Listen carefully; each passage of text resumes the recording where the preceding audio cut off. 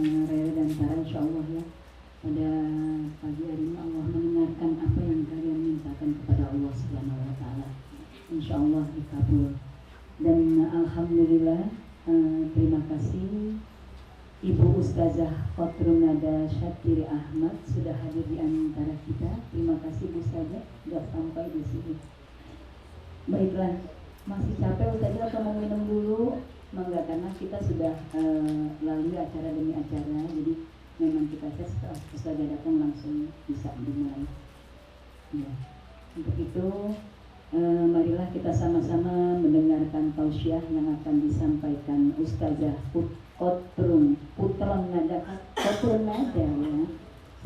Khotrunada Syatiri Ahmad yang akan membawakan tema bersyukur sesuai syariat. Kepada Ustazah Khotrunada Syatiri Ahmad kami persilahkan. Bismillahirrahmanirrahim. Assalamualaikum warahmatullahi wabarakatuh.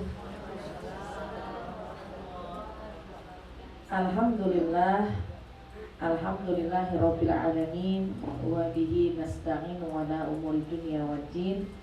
Wassalatu wassalamu ala sayyidina Muhammadin wa ala alihi wa ashabihi ajma'in, amma ba'du. Subhanaka la ilma lana illa ma 'allamtana innaka antal alimul hakim. Rabbi shrah li sadri wa yassir li amri wahlul 'uqdatam min lisani yafqahu qawli. Shadaqallahul adzim. Yang sama-sama kita cintai, kita banggakan, sahibatul bait yang punya acara, wabil khusus yang sedang berbahagia, Adinda Tamara Adi Farhana, Kak Tara ya, alhamdulillah. Juga Ananda Mahatma Adi Narendra, ini Abang Rere berarti namanya ya. Oke. Kemudian Adinda Nabila Ayu Fahira, alhamdulillah, beserta dengan seluruh orang tua dan para keluarga besar yang mohon maaf tidak saya sebutkan satu persatu. Mudah-mudahan semua yang hadir selalu dalam keadaan sehat walafiat. Jamaah sekalian yang insya Allah dirahmati Allah Subhanahu wa Ta'ala, alhamdulillah pada pagi hari ini Allah izinkan kita bisa bersama-sama berkumpul di tempat yang penuh dengan berkah. Salawat salam kita sampaikan kepada baginda kita Nabi besar Muhammad Sallallahu Alaihi Wasallam. Terima kasih kepada Bunda Imelda yang menjadi wasilah saya pertemuan kedua kita nih ya, karena sebelumnya pernah ketemu, kemudian langsung WA-an mau ketemu di sini silaturahim. Alhamdulillah, terima kasih sudah diajak silaturahim di sini, diajak silaturahim ke keluarga. Insya Allah pertemuan kita mendapatkan limpahan berkah dari Allah Subhanahu wa Ta'ala. Baik jamaah sekalian, hari ini kita berkumpul dalam keadaan yang berbahagia, dalam keadaan yang bergembira, karena akan kita doakan Ananda Adinda Tara yang sekarang di dalam perutnya ada calon bayi berusia 4 bulan. Ibu, biasanya kita kalau datang ke satu acara itu suka suka kebawa dengan suasana acara. Kalau sekiranya kita takziah ya, maka kita tak kenal, ataupun kadang kita kenal tapi kita pasti ikut berduka. Kalau kita datang ke suatu acara pernikahan ya, mau naik ke pelaminan, itu biasanya pas naik ke pelaminan suami istri mau pengantin baru, pengantin lama pasti udah main pegang-pegangan dan kayak gitu. Kalaupun misalnya ada acara tasyakur pernikahan, itu biasanya juga terpancing kita pulang-pulang kayaknya jadi pengantin baru lagi. Nah kalau hari ini acaranya ada acara 4 bulanan, mudah-mudahan pulang hamil lagi apa? Mudah-mudahan bilang sama anaknya itu kayak cucu lagi gitu ya. Artinya bukan itunya, tapi ikut berbahagia, ikut bergembira. Dan hari ini adalah bentuk rasa syukur, karena yang namanya rasa syukur itu macam-macam. Begitu banyak nikmat karunia dari Allah Subhanahu wa Ta'ala. Dan hari ini kita berkumpul tasyakur 4 bulanan, karena yang namanya nikmat dari Allah itu luar biasa, gak ternilai. Dan anak diantara adalah karunia dari Allah, karunia yang terbesar. Ya, jadi kita gembira. Lalu kenapa diadakannya 4 bulan? Ada yang mengadakan 7 bulan, gak apa-apa. Ini adalah sebuah tradisi aja. Mau bikin 4 bulan boleh, 4 bulan juga bikin, 7 bulan juga boleh. 4 bulan bikin, 7 bulan bikin, 4 bulan enggak, 7 bulan aja. Atau 4 bulan aja, 7 bulannya enggak, silahkan. Kalaupun nggak mau bikin acara begini, sekedar kita masak-masak, kita bagi kepada tetangga, itu juga nggak apa-apa. Itu bentuk rasa syukur. Allah yang ajarkan, wa amma bi ni'mati rabbika fahadis. Dan atas nikmat Tuhanmu maka bersyukurlah kepadanya. Nah, jadi hari ini Bu, kita dikumpulkan di sini untuk berbahagia, untuk bersyukur. Bukan saja berbahagia bersyukur, tapi kita juga bisa jadi jalin tali silaturahim. Alhamdulillah. Ini kira-kira ibu sama saya udah kenal apa belum? Ya, belum ini ya. Sering lihat. Gimana lihatnya? Iya. Mungkin kalau sudah melihat Islam Menikah pagi-pagi jam 5 saya di situ. Ya kayaknya mukanya kayak pernah kenal di mana gitu ya. Mungkin pernah lihat di TV One, Gama Indonesiaku. Saya dari situ. Nah, inilah momentum pertemuan ini. Bukan saja sekedar kita ikut bergembira, tapi kita bersilaturahim. Saya ketemu sama Ibu Imelda dan keluarga, kemudian Ibu jadi kenal sama saya, yang tadinya cuma lihat di layar kaca, sekarang jadi bisa ketemu langsung. Alhamdulillah. Berarti saya nggak gede-gede banget Ibu ya, karena bisa masuk. Kalau gede berarti ya, Masya Allah. Baik, Alhamdulillah hari ini begitu banyak kebaikannya. Pertama silaturahim, dan yang kedua memang kita bersyukur kepada Allah. Allah yang perintahkan kita, kalau kita mendapatkan nikmat, wa amma bi ni'mati rabbika fahadis. Maka atas nikmat Tuhanmu jangan lupa untuk kita bersyukur kepada Allah. Adapun bersyukur sesuai dengan syariat bebas. Mau bersyukurnya sekedar makannya ditambahin, masaknya, kemudian bagi tetangga kanan, kiri, depan, belakang karena sesuai kemampuan, silahkan. Atau bahkan gak punya apa-apa, bersyukurnya hanya sekedar sholat 2 rakaat, bersyukur kepada Allah karena diberikan karunia anak atau diberikan nikmat apapun, boleh. Karena yang namanya bersyukur adalah apa saja silahkan dilakukan sesuai dengan kemampuan kita. Dan diantara cara bersyukur hari ini adalah komplit. Pertama, ngajak ibu-ibu semuanya hadir di sini untuk ikut berbahagia, ikut bergembira. Wa amma bi ni'mati rabbika fahadis. Dan atas nikmat Tuhanmu bersyukurlah. Caranya bagaimana bersyukur? Fahadis. Sampaikan, ceritakan kepada orang lain bahwa kebetulan nih cucunya yang keberapa nih kira-kira? Pertama, alhamdulillah nih mau dapat cucu pertama nih. Ini mau punya anak pertama, alhamdulillah. Nah, itu adalah sebuah kebahagiaan yang kita ajak semua orang ikut berbahagia. Insya Allah hari ini yang hadir di sini semuanya bahagia. Nggak ada yang sedih, saya lihatin ya. Di sini nggak ada yang sedih, nggak ada yang berduka, semuanya bahagia, semuanya kayaknya muda-muda semua yang hadir. Sepantaran kemudian sama Kak Farah kayaknya di sini ya. Sepantaran gimana? Karena kalau duduk begini nggak kelihatan nih. Nah, beda-beda tipis nggak kelihatan, karena nggak kelihatan kayaknya semuanya. Saya nggak ngerasa beban gitu di sini maksudnya. Dan duduk ini adalah semua sama nih. Kayaknya kalau duduk begini nggak kelihatan mana tua mana muda. Nanti kalau pas bangun baru kelihatan. Pas bangun, kalau yang masih muda gancang langsung berdiri. Tapi kalau yang memang udah mulai usia, ambil acang-acang tuh. Hal-hal, nggak apa-apa. Kita kumpul di sini satu rasa, yaitu itu berbahagia, bergembira, dan kita bertasyakur, bersyukur kepada Allah Subhanahu wa Ta'ala. Untuk mensyukuri nikmat sesuai dengan syariat silahkan saja, asalkan tidak keluar dari aturan yang Allah. Ada orang yang naudzubillah min dzalik, dia bergembira, akhirnya mohon maaf dia foya-foya, dia mabuk-mabukan, dia akhirnya melakukan sebuah kemaksiatan. Naudzubillah, dia lupa padahal yang memberikan nikmat itu adalah Allah. Kenapa dia justru dengan nikmat yang Allah berikan kepada dia bahkan dia bermaksiat? Naudzubillah. Tapi alhamdulillah hari ini kumpul di sini, kemudian bentuk rasa syukurnya adalah nikmat yang Allah berikan kepada kita, khususnya nikmat yang diberikan kepada Ananda Namara. Ini kembalikan lagi kepada Allah. Dengan cara apa? Dengan cara berdoa, dengan cara berzikir, ngundang tetangga, ngundang orang lain. Kemudian ada yang di dalam kotak ini, apa itu kotaknya?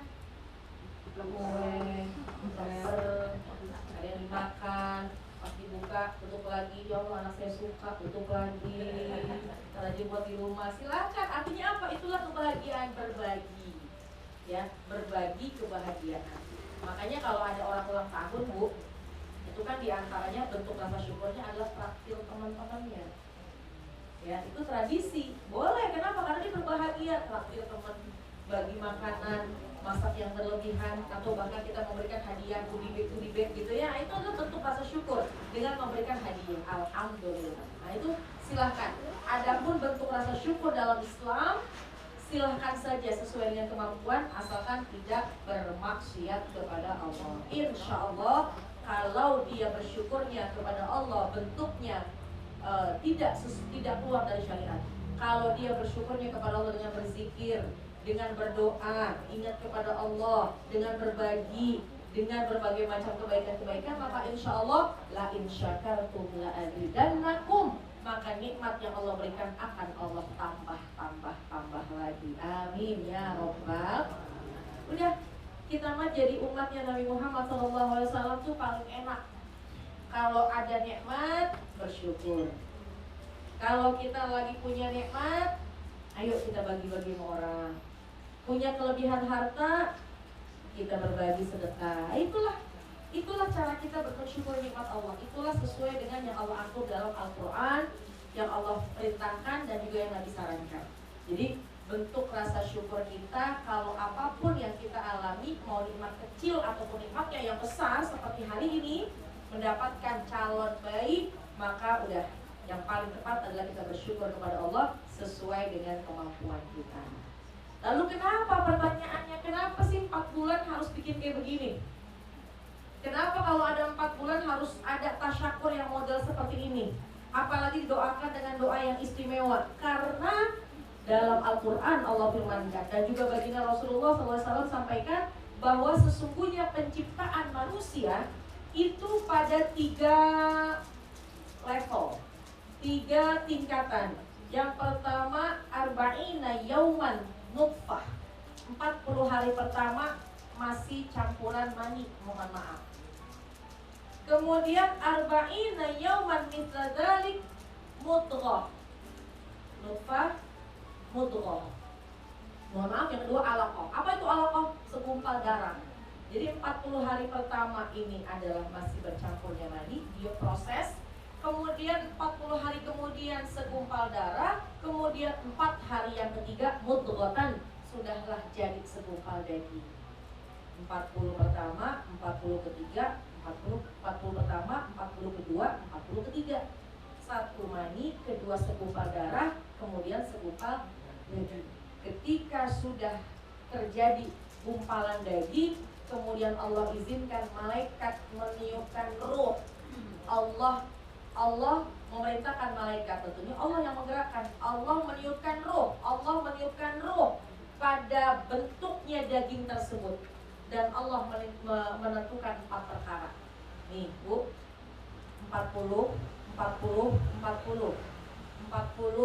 kali 3 berapa? 120 hari berapa bulan? 4 bulan. Berarti tepat kalau sekiranya kita bertasyakur, kita bikin acara 4 bulanan. Kenapa? Karena ketika usia 4 bulan sudah berbentuk daging dan Allah tiupkan roh di daging tersebut, di janin tersebut. Dan Allah tetapkan, bukan hanya Allah tiupkan roh, tapi Allah tetapkan 4 ketetapan. Yang pertama, rizkinya. Ibu anak dalam perut bagaimana? Sudah ditentukan oleh Allah ketika usia janin 4 bulan. Rizkinya. Yang kedua, ajalnya. Ajalnya sudah ditentukan oleh Allah. Ini anak di dalam perutnya Kak Tamara, kapan ajalnya tiba? Begitu juga kita. Kita sudah ditetapkan ajal kita ketika kita masih di perut kandungan ibu kita. Yang ketiga, bagaimana amalnya ini anak? Amalnya ini bagaimana? Yang keempat, hidupnya ini anak bagaimana? Susah atau bahagia? Itu semua ditentukan kapan? Ketika usia janin berusia 4 bulan. Karena 40 pertama, 40 kedua, dan 40 ketiga. Jadi tepat kalau sesungguhnya kita bikin acara tasyahud 4 bulanan 120 hari, karena di hari itulah, di masa itulah Allah menentukan 4 ketetapan. Karena kita ingin janin dalam perut kita ini semuanya baik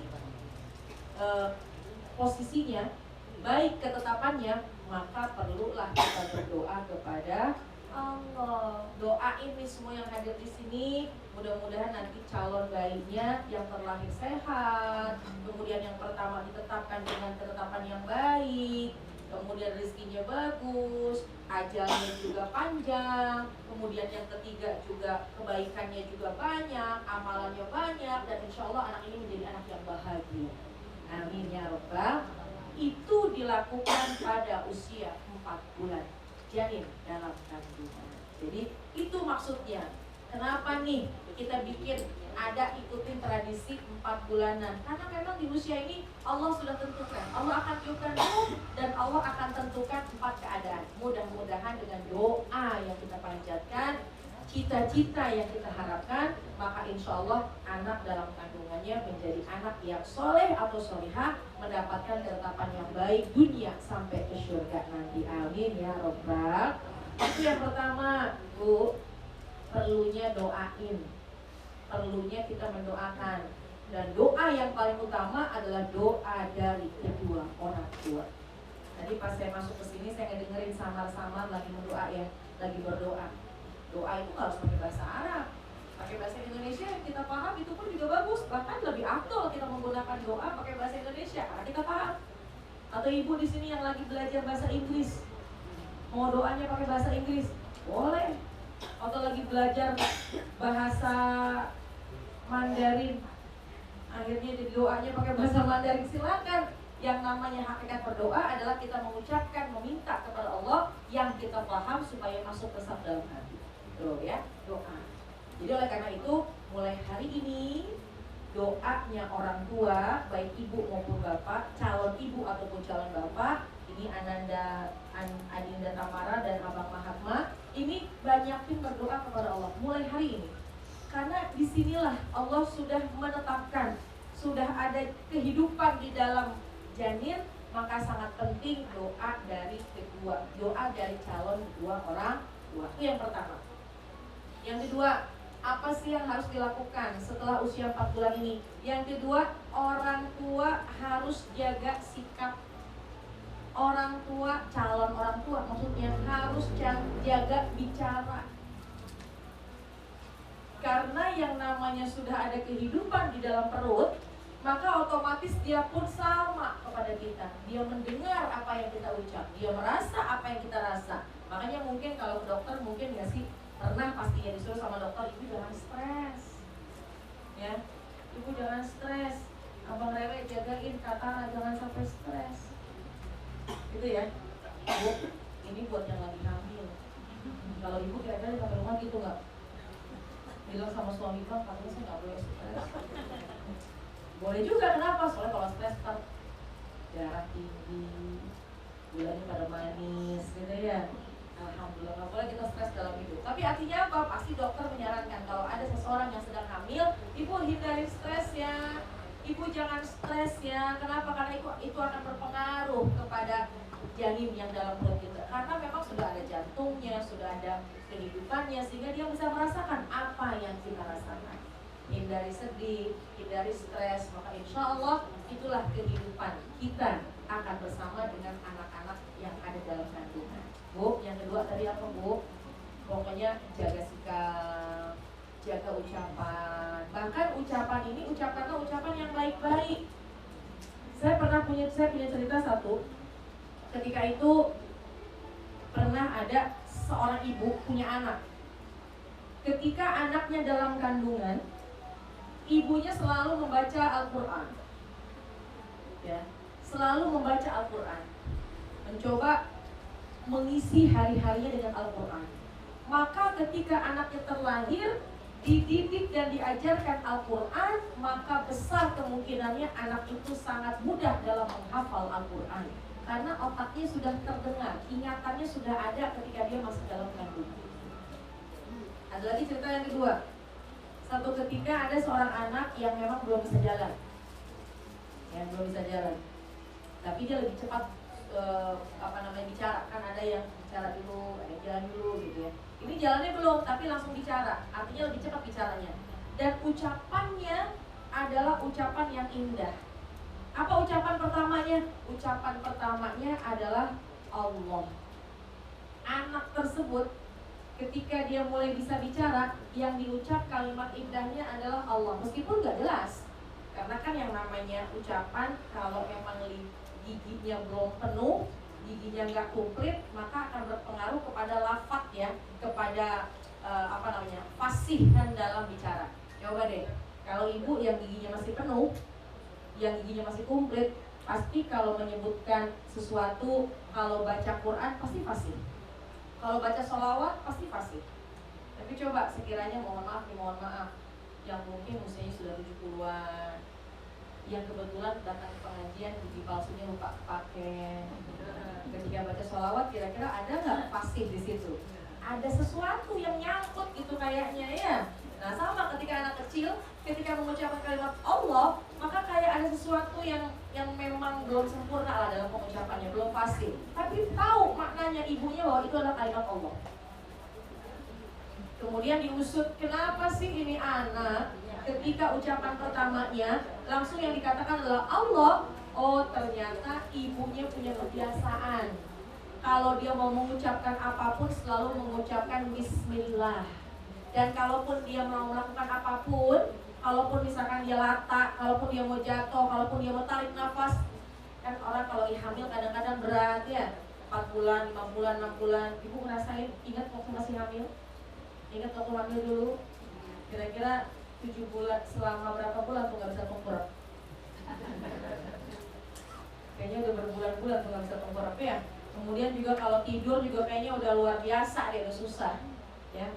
Nah ini nih, ketika ditanyakan apa sebabnya, karena ketika mungkin ibunya lagi kelelahan, ibunya lagi mengangkat beban, kemudian juga lagi capek, maka ketika dia menarik nafas, ibunya selalu membiasakan dengan kalimat Allah. Mau bangun Allah gitu ya. Kalau Rana kan kalau lagi hamil kan begitu kan, terus mau turun, kalau mau turun tuh berat gitu kayaknya Allah gitu. Ternyata itu kebiasaan dari seorang ibu. Dia selalu mengumandangkan, dia selalu mengucapkan kalimat Allah, sehingga kalimat Allah itu terekam pada janin. Dan ketika bicara, anak ucapan pertamanya adalah kalimat Allah. Itu terjadi.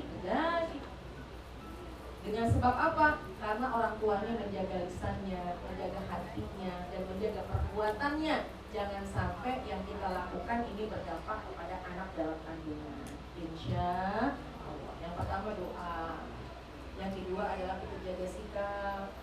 Ya, kita nih calon ibu jaga sikap, kemudian juga jaga ucapan, karena itu semuanya akan terekam dalam kehidupan janin nanti kelak.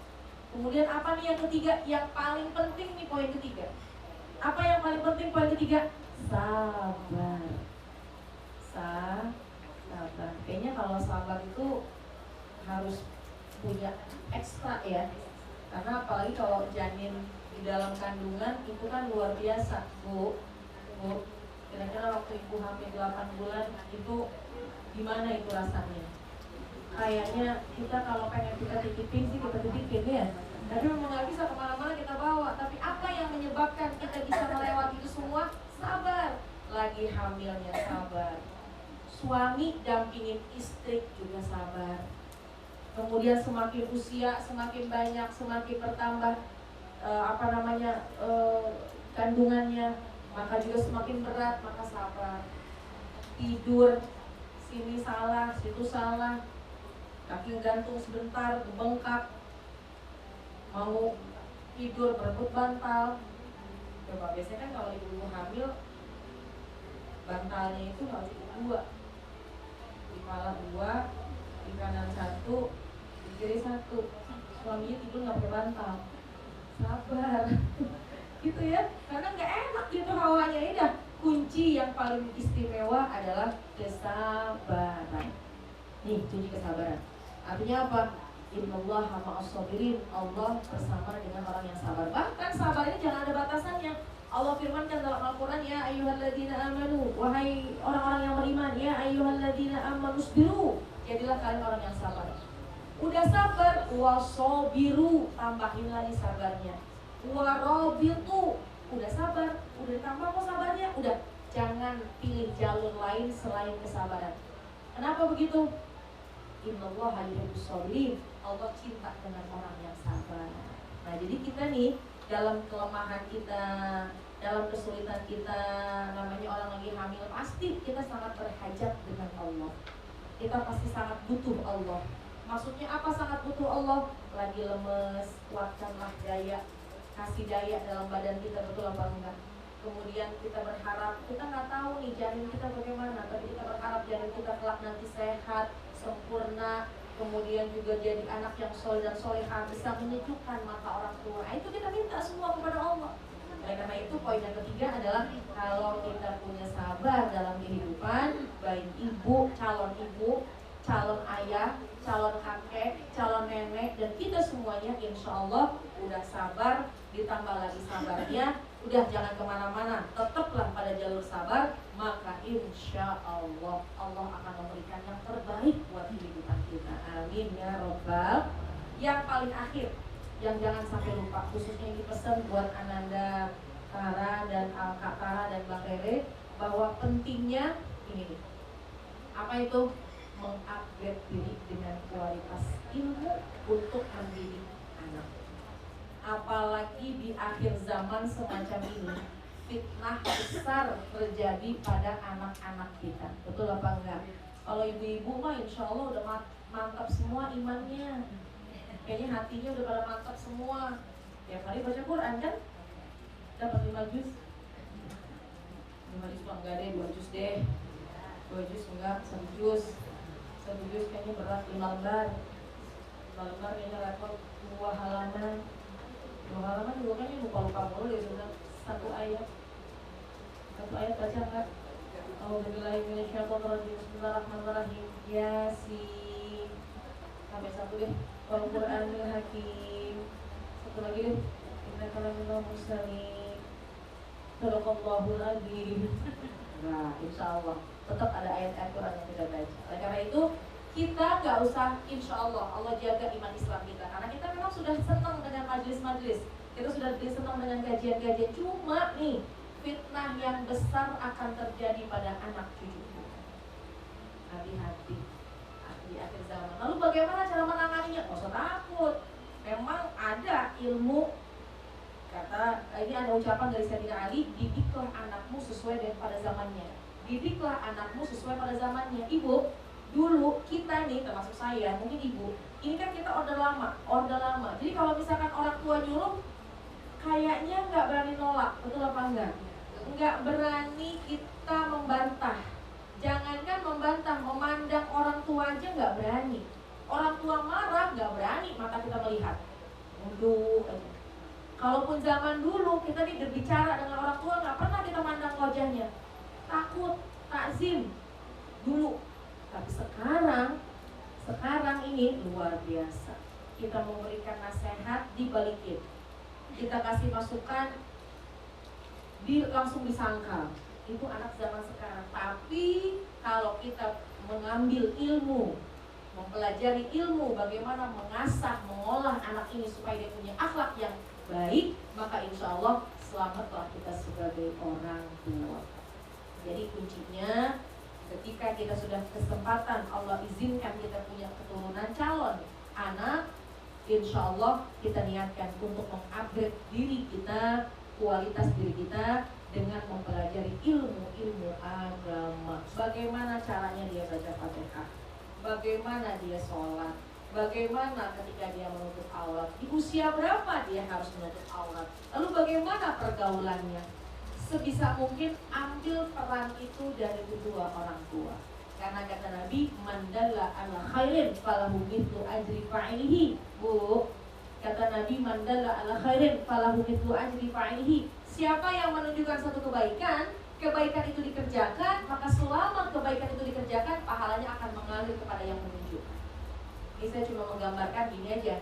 Kalau misalnya nanti ketika anaknya terlahir, anaknya Kak Tara lahir, kemudian sholat ibu yang ngajarin, kemudian sedekah ayah yang nunjukin, yang memberikan, yang mencontohkan, kemudian akhlak baik kepada orang tua ketika Kak Tara dan Kak Rere mencoba berbakti kepada orang tua, dicontoh sama anak, oh orang tua aku bakti sama orang tuanya, sama nenek kakeknya, maka aku akan mencontoh.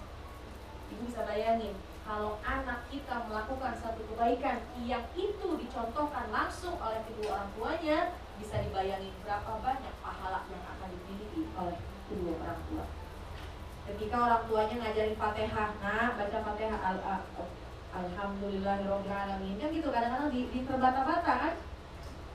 Selama itu anak bisa membaca Fatihah sampai dia tua, sampai dia nanti meninggal dunia, maka pahala itu akan mengalir kepada kedua orang tua. Kemudian kita mencoba mengajarkan anak rajin sedekah, senang berbagi kepada orang lain. Selama anak itu cinta dengan kebaikan, cinta dengan sedekah, maka orang tuanya akan mendapatkan banyak pahala. Orang tuanya, ibu bapak ngajarin sholat begini gerakannya, bacaannya begini, maka selama dia sholat seumur hidupnya, maka pahalanya akan mengalir kepada kedua orang tuanya. Minimal orang tua harus menjadi uswah, menjadi contoh buat anak-anaknya memiliki akhlakul karimah. Tapi untuk memiliki akhlakul karimah harus ada modal. Modalnya apa? Jangan kita sungkan untuk belajar ilmu syar'i. Insya Allah banyak kok caranya, mau dari YouTube, mau baca buku, mau hadir ke kajian, ya, kemudian atau mau nonton TV Islam itu Indah, Trans TV setiap hari jam 5 boleh, atau mau nonton Damai Indonesia aku setiap hari di TV One jam 12:30 boleh, atau mendengarkan kajian-kajian secara online gak masalah, atau bahkan ikut kajian parenting, itu penting. Itulah nanti yang menjadi modal kita sebagai orang tua yang insya Allah bisa menjadikan diri kita orang tua yang sukses. Amin ya Rabbal. Jadi alhamdulillah nggak panjang-panjang, intinya sedikit yang bisa diambil, mudah-mudahan bermanfaat. Kita bersyukur kepada Allah, pertemuan ini adalah pertemuan yang begitu banyak mendatangkan kemanfaatan. Insya Allah penuh dengan kebaikan di tempat ini, karena bukan hanya sekedar bertasyakur, tapi juga kita bersilaturahim. Man ahabba ayyumad dalam fi umri wa an yuzada bi rizqi falyabirra walidayhi wal yasil rahimah. Orang yang pengen panjang umurnya, berkah rezekinya, maka sambunglah tali silaturahim. Insya Allah silaturahim kita membawa keberkahan hidup kita dunia dan akhirat. Amin ya rabbal alamin. Dan tentunya ini penambahan kekuatan buat kita. Kenapa sih kalau ada tradisi 4 bulanan atau 7 bulanan? Tapi memang yang tepatnya adalah 4 bulanan, karena di usia 4 bulan ini memang sudah menjadi segumpal daging dan ditiupkan ruh dan diberikan 4 ketetapan. Dengan kita mendoakan, khususnya orang tua tadi yang mendoakan, mudah-mudahan diberikan ketetapan anak kita kelak nanti ketetapan yang baik-baik.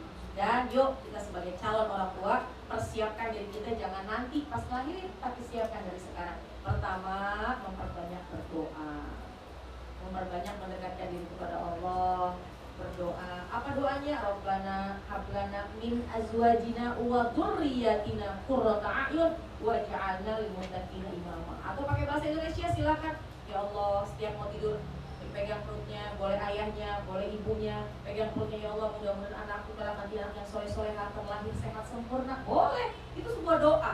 Jadi itu yang kita ucapkan kepada Allah. Kemudian yang kedua, kita jaga sikap kita, jaga ucapan kita. Ingat, ketika sudah usia 4 bulan, dia sudah punya roh, dia sudah ada jantungnya, sudah punya kehidupan, maka dia akan bersama kita. Jaga sikap dan jaga perbuatan, karena itu akan berdampak kepada anak kita di dalam kandungan. Yang ketiga, apa yang ketiga Bu? Yang ketiga apa? Sabar. Sabar, udah gak ada kunci lain selain sabar. Kalau sabar, badan akan jadi sehat. Badan akan coba deh, ibu kalau sekali aja marah, habis marah, tensinya tinggi, asam lambungnya naik, nggak bisa tidur, ke dokter, saya pusing, ada masalah ya Bu, apa yang lagi dipikirin, pasti kan begitu. Udah Bu, dikasih obat tidur, obat istirahat, udah tidur istirahat udah selesai, sehat. Ya,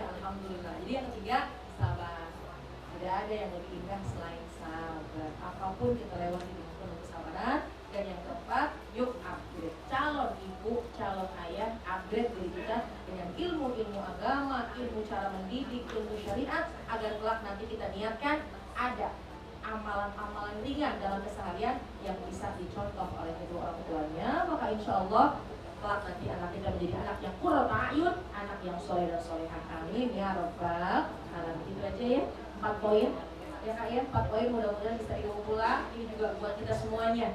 Mudah-mudahan ibu yang punya calon punya cucu, mudah-mudahan juga bisa memberikan nasihat kepada anaknya. Poin ini saya bukan nasihatin, karena saya kayaknya ngeliatin nih usianya lebih senior gitu ya. Sekali lagi nih bukan ngajarin, karena pasti ibu udah lebih berpengalaman, cuma sharing aja. Mudah-mudahan sharing kita pada pagi hari ini banyak membawa manfaat, sangat berkah dan manfaat kalau bisa langsung kita amalkan. Amin ya rabbal alamin. Kita baca Al-Quran surat Al-Fatihah. Kita doakan Kak Tara, Abang Rere, mudah-mudahan selalu dipelihara, dijaga Allah Subhanahu wa taala. Kemudian juga Kak Nabila, mudah-mudahan juga baru selesai, alhamdulillah S2. Mudah-mudahan diberikan kesuksesan, kelancaran, keberkahan. Semua keluarga besar dilimpahkan kebaikan, keberkahan, kebahagiaan. Dan yang kita doakan khusus untuk calon janin nanti, calon anak nanti yang terlahir, insya Allah diberikan kemudahan, diberikan kelancaran, diberikan kesehatan. Insya Allah akan menjadi anak yang soleh atau solehah, apapun jenisnya, apapun laki atau perempuan jenis kelaminnya. Kalau anak perempuan, insya Allah yang kita minta, yang penting dia sehat, yang penting dia selamat, dan yang penting kalau nanti menjadi anak yang menyejukkan mata kita, dan insya Allah menjadi anak yang soleh-solehah, bisa membanggakan kedua orang tuanya. Amin ya rabbal alamin. Yang hadir biar pada sehat, banyak urusannya mudah-mudahan dimudahkan, banyak hajatnya mudah-mudahan dikabul. Kita minta kepada Allah mudah-mudahan sisa usia kita ini bisa Allah kasih kita ibadah, senang ibadah, beristiqomah, kapanpun Allah jemput kita dalam keadaan husnul khatimah. Ditilkan ya hadratin Nabi al-Fatihah. A'udzu billahi minasyaitonir rajim. Bismillahirrahmanirrahim. Alhamdulillahirabbil alamin. Arrahmanirrahim. Maliki yaumiddin. Iyyaka na'budu wa iyyaka nasta'in. Ihdinas siratal mustaqim. Siratal ladzina an'amta 'alaihim ghairil maghdubi 'alaihim waladdallin. Amin. Rabbana ighfir lana wa liwalidayna amin. Terakhir, hadiah dari saya untuk Kak Tara dan Abang Rere, nanti buka surat Ali Imran ayat 36. Di situ ada doanya Ibu Hana. Ibu Hana itu ya, surat Ali Imran, Ibu Hana itu istrinya Imran. Makanya kenapa disebutkan surat Ali Imran, karena menceritakan tentang keluarganya Imran. Nah, jadi Imran punya istri namanya Hana. Hana lama nggak punya anak. Kemudian satu ketika dikabarkan Hana ini hamil. Gembiranya luar biasa sampai dia bernazar, ini nadartu ma fi batni muharraran fataqabbal minni. Aku bernazar apa yang dalam kandunganku ini akan aku serahkan untuk menjaga Baitul Maqdis. Nah ya, itu ceritanya. Tapi ada juga doa yang dalam Al-Quran surat Al Imran ayat 36 yang itu dibaca oleh Hana. Doanya dia minta untuk perlindungan. Apa doanya? Allahumma inni u'iduha bika wa dzurriyyataha minasyaitonir rajim. Doanya ada dalam Al-Quran surat Ali Imran ayat 36. Mudah-mudahan saya hilaf 35 atau 36 gitu ya. Tapi saya lebih condong kepada ayat 36. Ya, 36. Ini u'iduha bika wa dzurriyyataha minasyaitonir rajim. Sambil diusap di perut. Boleh ayahnya, boleh ibunya, boleh terjemahnya dibaca. Ini u'iduha, ya Allah aku berlindung kepadamu, aku minta pertolonganmu. U'iduha bika, aku jaga, minta kepadamu, jaga nih anak dalam kandungan. Allahumma ini u'iduha bika wa dzurriyyataha, dan juga nanti anak keturunannya minasyaitonir rajim, jangan sampai digoda oleh setan yang terkutuk. Dan terbukti doanya diijabah. Hana berdoa semacam itu. Hana melahirkan anak perempuan namanya Maryam kemudian diletakkan di Baitul Maqdis untuk bisa ya, karena nazar ini sama itu Maryam ini sama ini uidu habika wa dzurriyyataha minasyaitonir rajim. Itu sambungan ayatnya. Kemudian ketika terlahir kemudian Sayyidah Maryam punya anak namanya siapa? Nabi Isa alaihissalam. Maka itulah doa yang dijawab. Bukan saja kita berdoa buat anak kita aja, tapi insya Allah anak keturunannya semua mudah-mudahan diberikan penjaga terbaik dari Allah Subhanahu Wa Taala. Amin ya Rabbal Alamin. Sedikit yang saya sampaikan mudah-mudahan ada manfaatnya. Mohon maaf jika ada kekurangannya. 4 yang bisa kita bawa pulang. 4 bekal untuk calon ayah dan ibu. Tambah 1 lagi adalah hadiah. Artinya ini memang pernah dikatakan, dianjurkan oleh para ulama bahwasanya kalau memang kita hamil, baca doa itu mudah-mudahan anak kita selamat dan sehat. Amin ya Rabbal. Kalau zaman dulu kan bukan hanya pakai doa ibu ya, pakai gunting, pakai apa lagi tuh namanya? Pakai apa lagi? Apa namanya? Ada kaca, macam-macam tuh ya. Udah nggak usah pakai begitu, baca aja itu. Insya Allah Allah akan berikan kebaikan buat kita semua. Amin ya Rabbal. Terima kasih.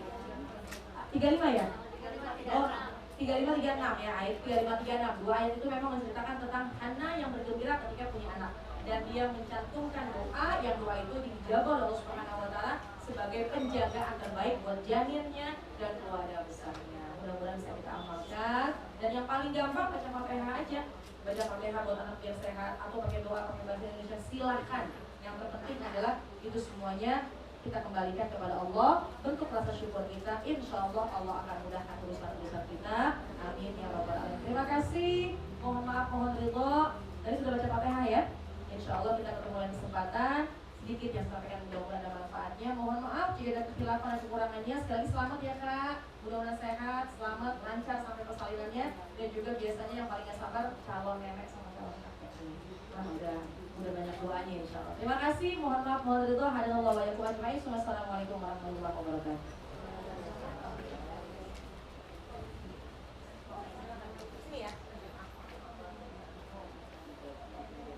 Ya, terima kasih, Masya Allah.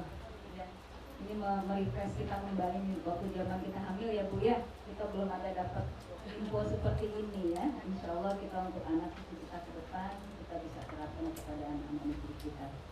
Baiklah, punten Ustazah Fatimah. Ini mungkin ada beberapa pertanyaan yang akan disampaikan oleh ibu-ibu, tapi persilahkan kita kasih 1 atau 2 pertanyaan. Ada ibu-ibu yang bertanya? Mungkin dari Rerin sama Kara. Ayo tanya, silakan, untuk ada ibu Ustazah, jadi nanti bisa tahu. Silakan ibu kalau yang mau bertanya. Ibu ada?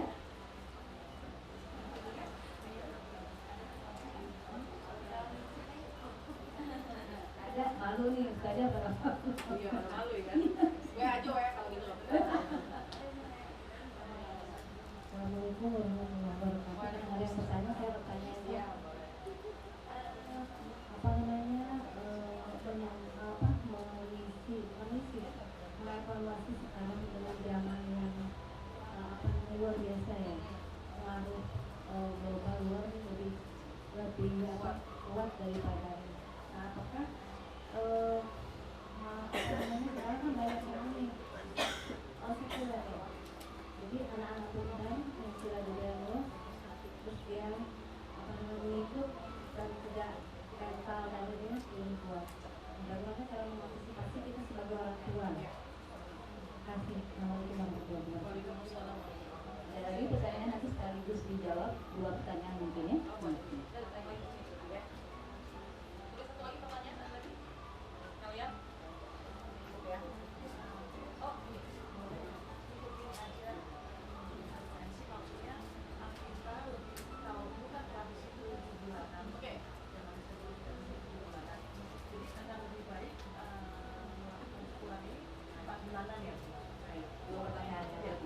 Pertama, sekarang gimana nih, ajaran tuh macam-macam sekarang, betul apa enggak?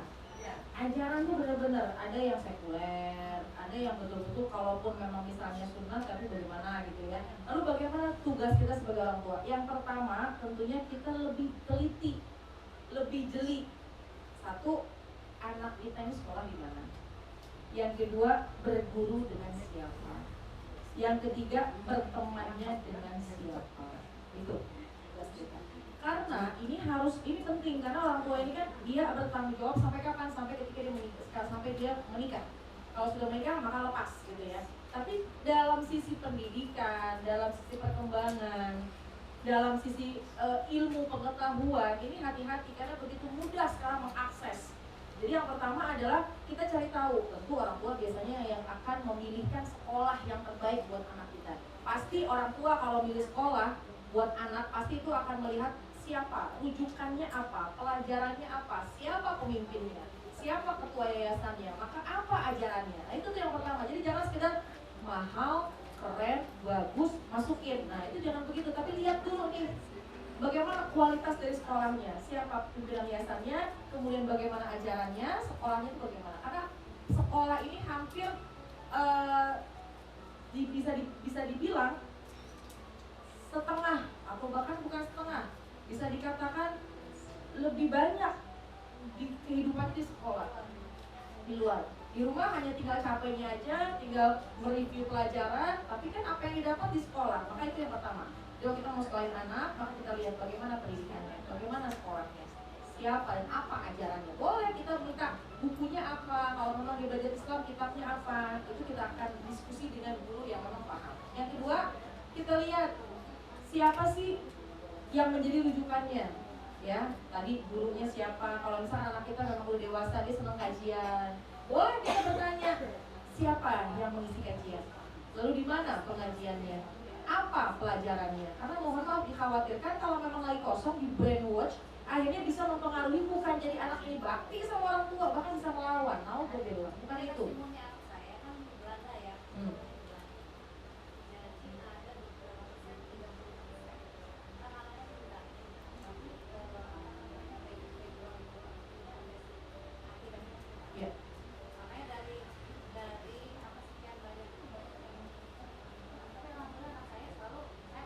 Ya, jadi hanya dia memang hanya saya yang sekaya. Hanya saya yang puasa kan 18 jam. Ya. Jadi ya udah. Ya betul, itu yang hati-hati. Kita tidak bisa kontrol lagi. Betul. Ya karena apalagi dengan jarak yang jauh.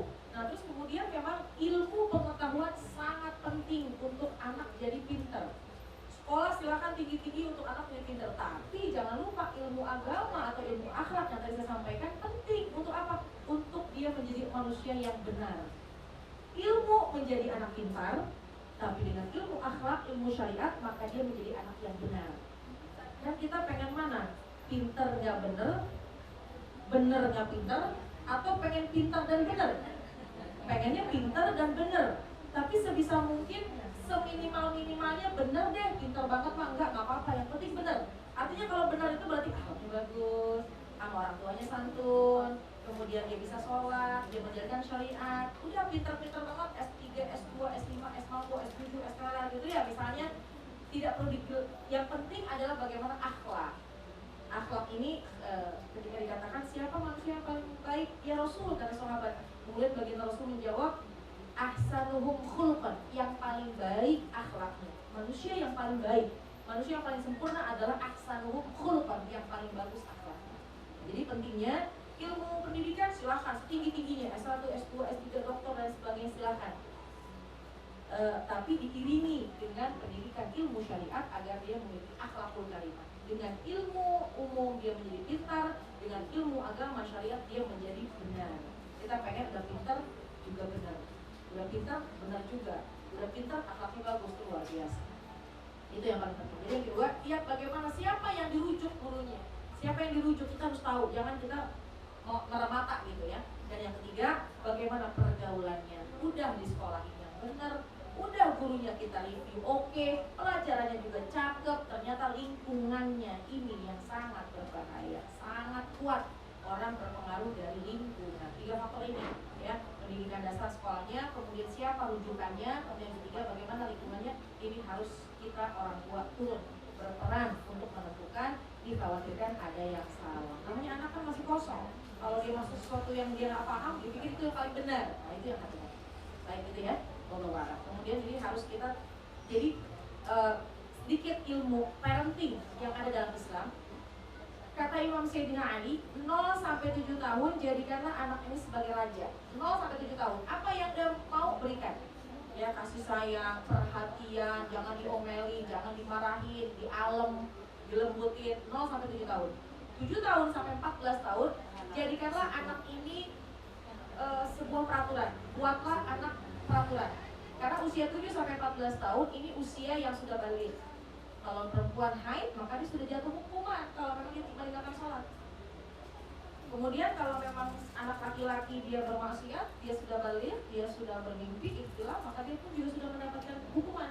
Nah, usia 7 sampai 14 tahun inilah usia yang harus kita berikan peraturan. Jangan tinggalin sholat, ayo puasa, ayo zakat, bakti orang tua dan sebagainya. Usia 14 tahun ke atas, jadikan anak itu sebagai sahabat. Jangan dia mencari sahabat di luar kita. Kenapa? Karena kalau dia mencari jawaban di luar kita dikhawatirkan salah jawaban. Jadi ajak komunikasi. Gitu ya. Pertanyaan yang terakhir tadi, yang kedua terkait dengan apa tadi Pak? 4 bulan. Jadi bagaimana 4 bulan atau 7 bulan ini tradisi, bukan sunnah. Ini hanya tradisi. Mau tradisinya biasa 4 bulan silahkan. Kalaupun mau 7 bulan pun juga nggak apa-apa. Masing-masing plus minusnya ada. 4 bulan lebih afdol. Kenapa? Karena di usia 4 bulan inilah sudah terbentuk daging dan ditiupkan ruh dan ditetapkan 4 ketetapan. Dan kita harapkan dengan kumpul begini didoain ketetapan di usia 4 bulan pada janin tersebut baik semuanya. 4 bulan enggak, orang tuanya aja yang angkat tangan takut lamari misalnya. Ada orang yang seperti itu, udah di usia 4 bulan orang tuanya, ibu bapaknya habis sholat maghrib baca doa, nih kandungan kita 4 bulan baca doa, itu boleh.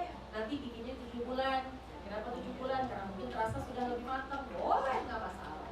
Jadi tidak kita menyalahkan yang bikin 7 bulan, atau bahkan kita juga menyalahkan orang yang 4 bulan. Ini tradisi. Mau bikin 4 dan 7 silahkan. Mau bikin 4 aja 7 enggak apa-apa. 4-nya enggak, 7 aja. Atau 7 aja, 4 enggak, boleh.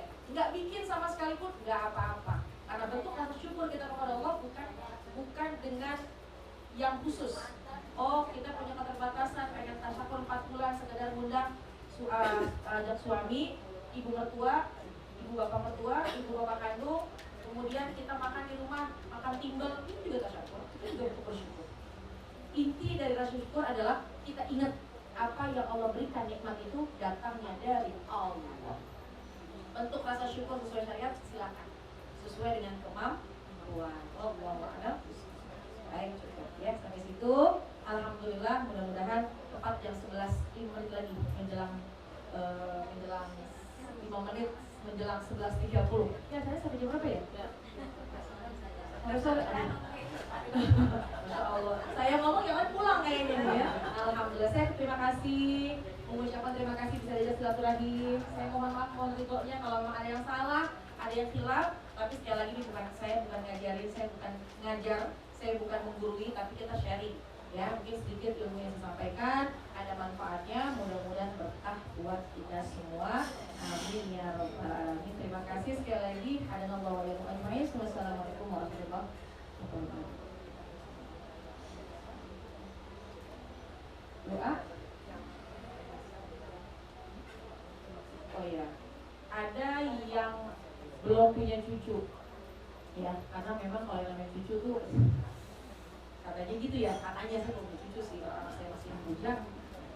Oh ya, ada yang belum dapat jodoh. Ada yang belum dapat jodoh. Iya, ada yang belum dapat jodoh, ada yang belum punya cucu, ada yang udah punya 5 pengen lagi anak, gitu ya. Apa sih doanya? Doanya kalau satu, doanya kalau memang sudah punya anak, kemudian kita pengen anak kita benar semua, anak cucu kita benar semua, tadi Rabbana hablana min azwajina wa dzurriyyatina qurrata a'yun waj'alna lil muttaqina imama. Gitu ya, yang pertama. Rabbana hablana min azwajina wa dzurriyyatina qurrata a'yun waj'alna lil muttaqina imama. Kemudian gimana nih kalau yang masih sendirian, masih jomblowati sejati, atau memang sudah menikah, atau memang sudah punya jodoh, tapi kayaknya kok ya belum datang lagi gitu ya. Apa doanya? Doanya ini dalam bahasa Arab, Robbi la tazarni, Robbi la taj'alni fardan. Pendek. Ya Allah, jangan kau jadikan aku ini sendirian. Wa anta khairul warisin, engkaulah sebaik-baik pemberi waris. Artinya kita jangan sendiri kan, kita pengen punya anak, kita pengen punya cucu. Engkau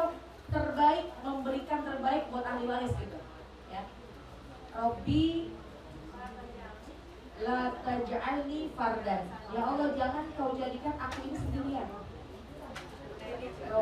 Robbi la taj'alni. Boleh, untuk anak apa nih? Oh iya, anak kok masih jomblo gitu. Anak belum ya, nanti itu dulu deh. Ini doa yang kedua. Robbi la taj'alni fardan. Ya Allah, jangan kau jadikan aku sendirian. Ya, jangan kau jadikan aku sendirian lagi yang mau jodoh. Atau misalkan belum punya keturunan. Ya Allah, jangan kau jadikan aku sendirian. Wa anta khairul warisin.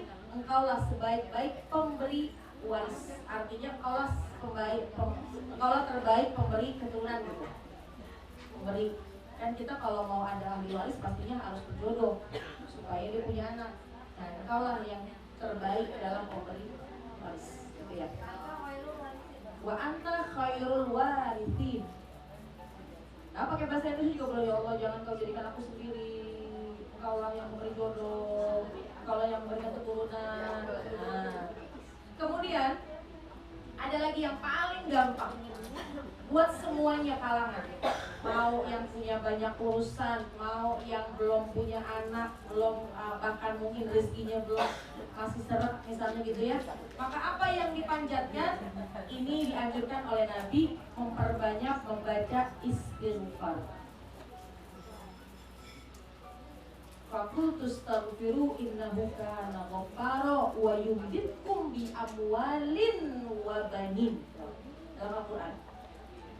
Fakultu astaghfiru rabbakum, beristighfarlah kalian kepada Allah. Baca istighfar kalian kepada Allah. Fakultu astaghfiru, beristighfarlah kalian kepada Allah. Innahu kana ghaffara, karena sesungguhnya Allah yang Maha Pengampun. Dengan istighfar wa yumditkum, Allah akan menambahkan kepada kalian. Wa yumditkum bi amwalin. Apa amwal? Mal, harta. Wa yumditkum bi amwalin wa banin. Apa banin? Anak atau keturunan. Ini dalam Al-Quran. Fakultu astaghfiru innahu kana ghaffara. Bentar saya buka isi dulu. Boleh. Istighfar aja. Bacanya istighfar aja. Bacanya hanya istighfar aja. Astagfirullahaladzim, astagfirullahaladzim, astagfirullahaladzim. Itu aja dibaca. Cuma untuk rujukannya ini dalam bahasa intip. Jadi yang dibaca setiap hari itu istighfar aja. Yang Allah perintahkan adalah fakultu astaghfiru, maka perbanyaklah membaca istighfar. Ya. Ini diantara keajaiban surat Nuh ayat 10 dan ayat 12. Ya, saya agak lupa. Ya. Fakultu astaghfiru rabbakum innahu kana ghaffara wa yumditkum bi amwalin wa banin.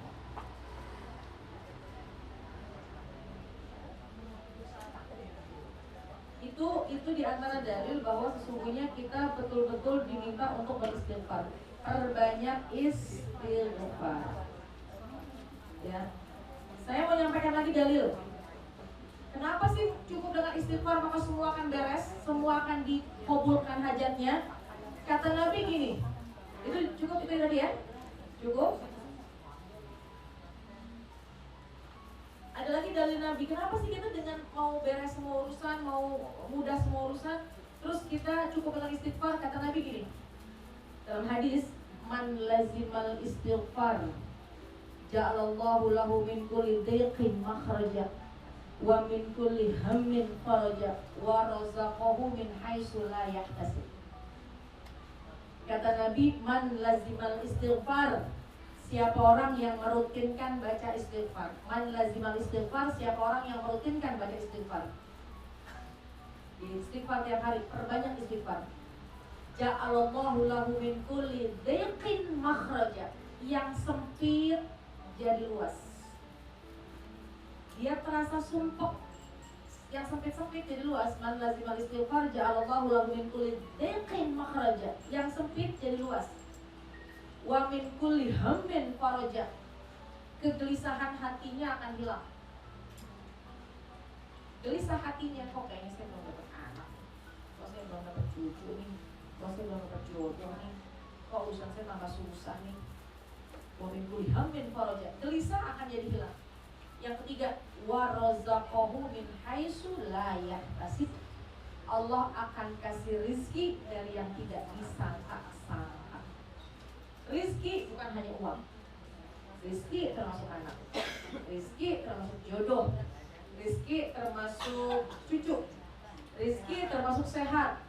Rizki termasuk punya teman soleh-soleha, apapun itu.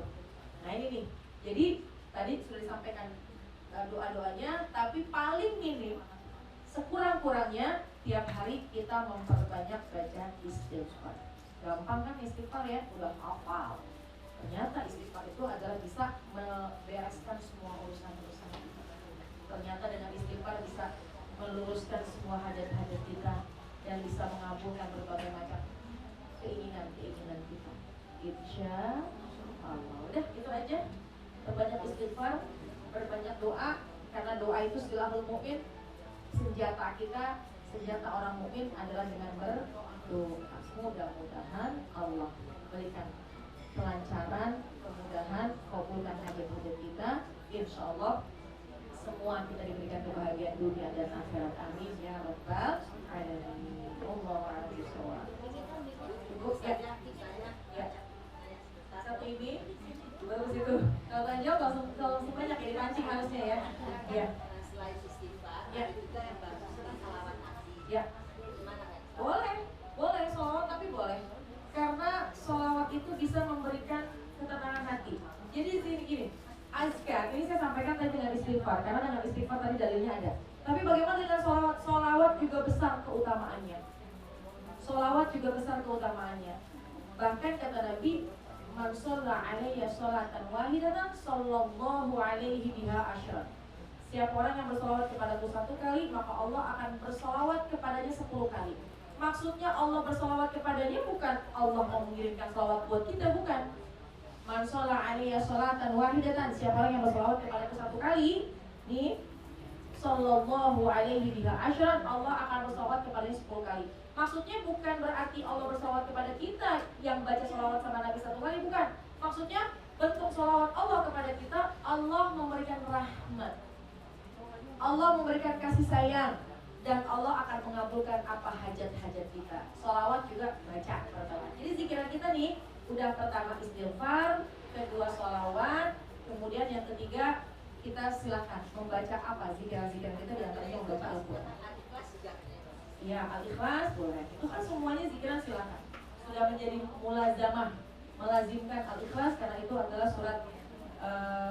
surat apa ya? Surat dalam dalil orang yang membaca Al-Ikhlas 3 kali maka diumpamakan dia sudah mengkhatamkan Al-Quran. Boleh, silakan zikir apa aja. Allahu a'lam. Ya.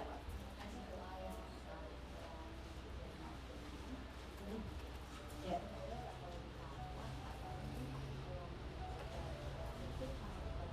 Boleh. Baca surat Yusuf dengan surat Maryam boleh.